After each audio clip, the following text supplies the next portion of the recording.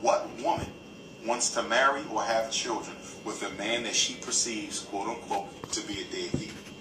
So, well, let's engineer the African American community and the African community, because this is the same issue going on in Canada. I was just in Europe. It's there. It's here. It's probably in Africa too.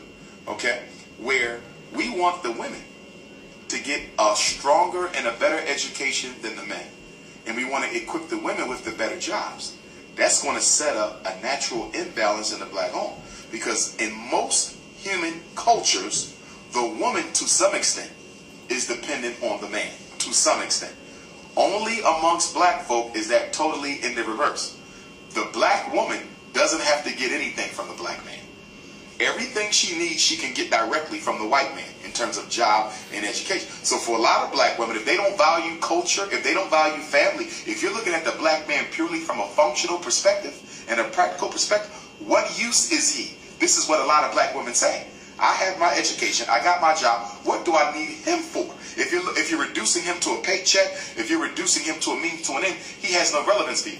It's only when you respect culture, when you respect family, when you respect the fact that he's a black man, whether he has a job or not, and that you cannot exist without him and he cannot exist without you, only then can you value what the black man brings to the table. But the European capitalist social order has influenced black women to reduce black men down to a commodity, a means to an end.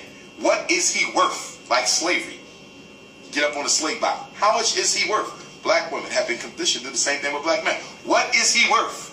Not who is he? How can he help you? What does he bring to the table? What type of a father would he be? That's irrelevant. Reduce him down to a dollar sign. And that's why so many black men seem irrelevant and useless for black women, because the American racism has engineered a system where we don't get the jobs and we don't get the education, which makes her look elsewhere.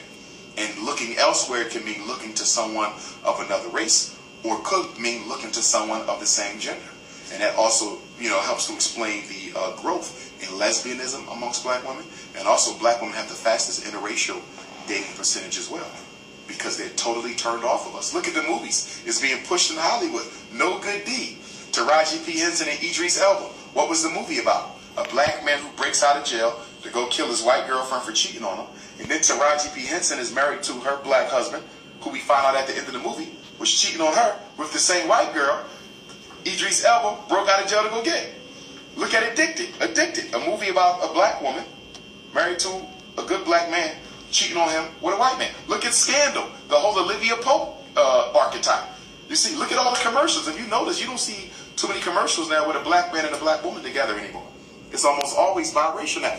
A war has been declared on the black family as a population control strategy.